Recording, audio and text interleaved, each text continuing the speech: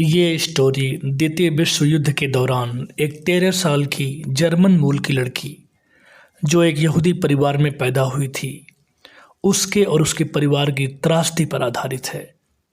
एक ऐसी त्रासदी जिसे सोच करके आपकी रूह कांप जाएगी। ऐसा कहा जाता है कि उस समय तानाशाह हिटलर ने अपनी जाति नफरत के कारण 60 लाख यहूदियों को मरवा दिया था और जर्मनी में नाजियों के सत्ता में आने के बाद ये परिवार एम्स्टर्डम चला आया था। लेकिन जब नाजियों ने नीदरलैंड पर भी कब्जा कर लिया तो ये परिवार यहीं फंस गया।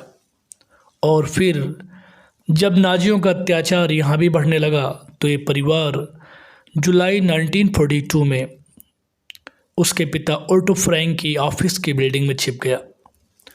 लेकिन दुर्भाग्य ने यहाँ भी पीछा नहीं छोड़ा और धोखे से इनके परिवार को पकड़वा दिया गया और इन्हें कन्वेंशन सेंटर भेज दिया गया, जहां उसकी बड़ी बहन मार्गोट फ्रैंक की मृत्यु के बाद एनी की भी टाइफस से मृत्यु हो गई। क्या आप कन्वेंशन सेंटर के बारे में कुछ जानते हैं? चलिए हम आपको बताते हैं।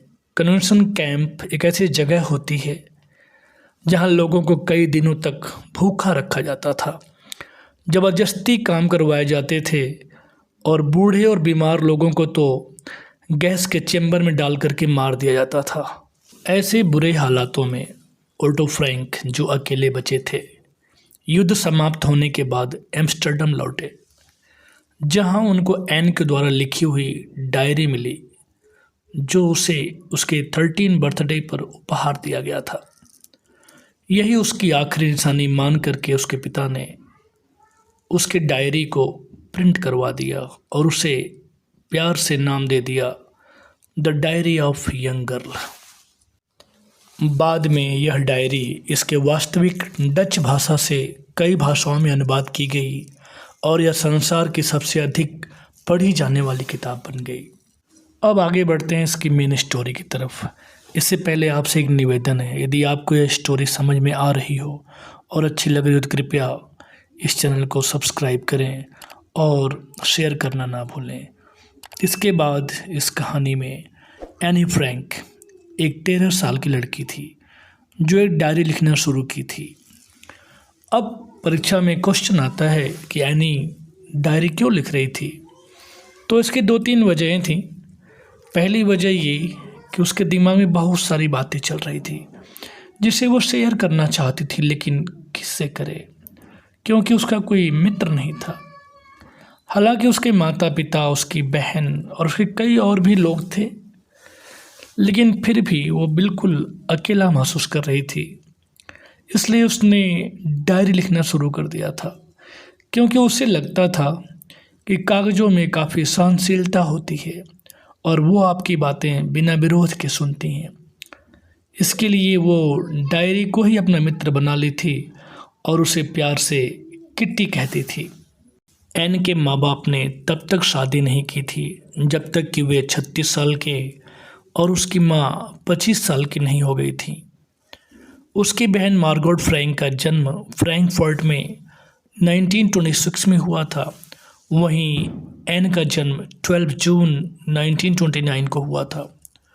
फिर उसके पिता ओटो फ्रैंक और उसकी माँ एडिथ हॉलैंडर फ्रैंक, ये दोनों लोग हॉलैंड रहने चले गए। वहीं ये दोनों बहनें अपने दादी के साथ आचेन रहने चली गईं। फिर बाद में ये पूरा परिवार हॉलैंड में ही शिफ्ट हो गया। एन वहाँ 6 साल तक रही और जब एन क्लास 6 में थी तो उसकी अध्यापिका, मुख्य अध्यापिका श्रीमती क्यूप्रस थी, जो वर्ष के अंत में उन्होंने हृदय को तोड़ने वाली अलविदा कही। उस समय दोनों लोग काफ़ी दुखी हो गए और दोनों लोगों की आंखों में आंसू आ गए। कुछ समय के बाद एन की दादी का मृत्यु जनवरी 1942 में हो गया। इससे परिवार काफ़ी दुखी था।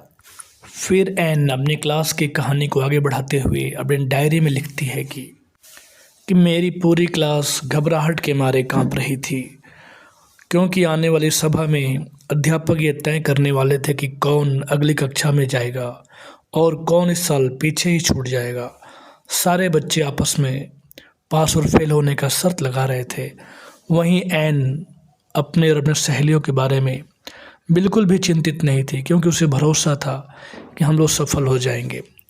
उन्हें केवल एक विषय में डर था, गणित। गणित को लेकर के काफ़ी डरी हुई थी, क्योंकि उसे गणित पढ़ाने वाले मिस्टर किसिंग, जो एक पुराने विचारों वाले बूढ़े व्यक्ति थे, और वह एन से वर्षों से नाराज थे, क्योंकि एन काफ़ी बातूनी थी। कई चेतावनियों के बाद भी जब एन में कोई सुधार नहीं हो रहा था, तो मिस्टर किसिंग ने उसे एक फालतू सा काम बातूनी विषय पर निबंध लिखने को दे दिया।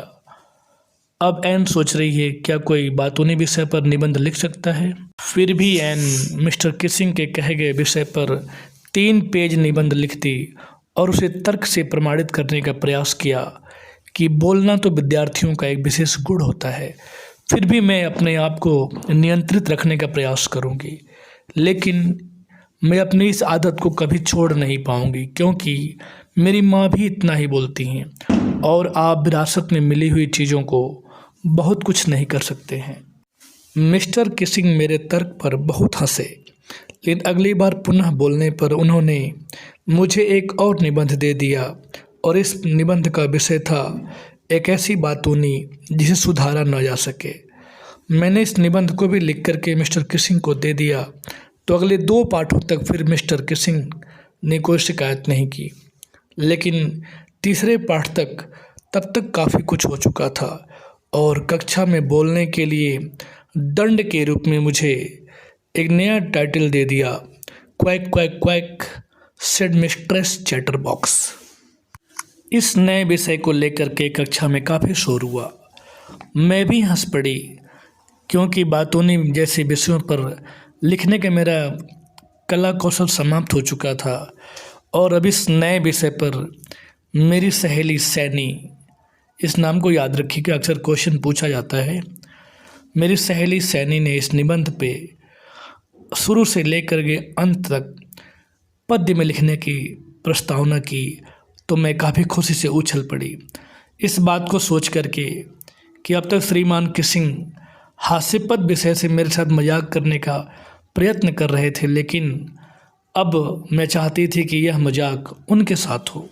अगली बार जब मैंने अपनी कविता मिस्टर किसिंग को दिखाई, जो एक माता बत्तख के और एक पिता हंस तथा 3 छोटे बच्चों के बारे में थी, जिन्हें पिता ने केवल इसलिए मार डाला था क्योंकि वे बहुत बोलते थे, तो अनुभवी होने के कारण मिस्टर किसिंग ने तुरंत मेरा मजाक पकड़ लिया, और उन्होंने अपनी टिप्पणी को जोड़ करके उस कविता को पूरी कक्षाओं में, अन्य कक्षाओं में भी सुनाया। और उसके बाद तब से अब तक मुझे बोलने की पूरी अनुमति है, कोई फालतू गृह कार्य नहीं दिया गया। इसके विपरीत मिस्टर किसिंग आजकल सदैव मजाक करते रहते हैं।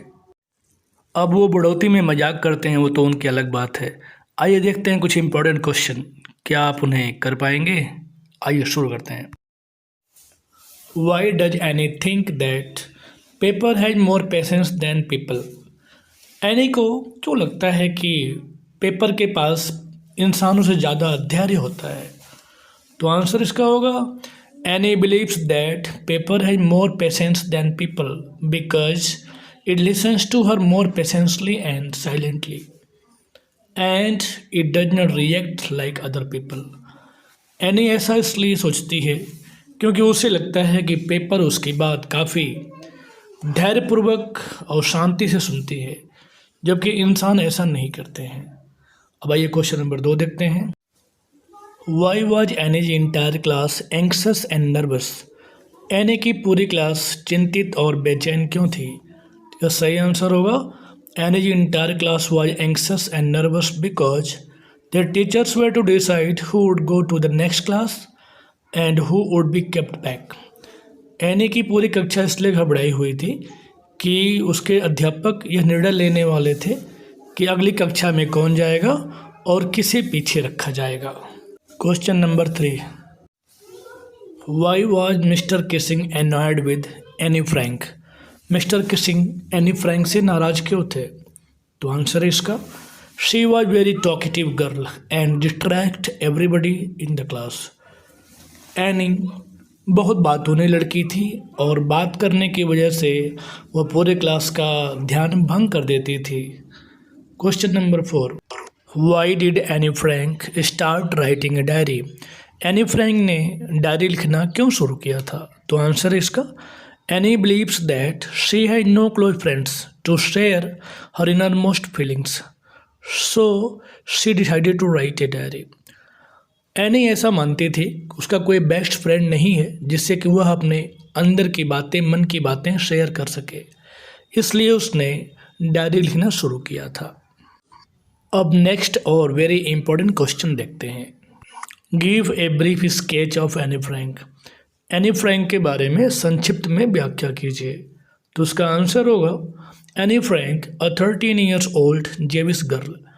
एनी फ्रैंक एक 13 साल की यहूदी लड़की थी। Who is famous for her diary that she wrote during the second world war. वह अपनी डायरी के लिए काफ़ी प्रसिद्ध थी जो उसने सेकेंड वर्ल्ड वॉर के टाइम में लिखी थी।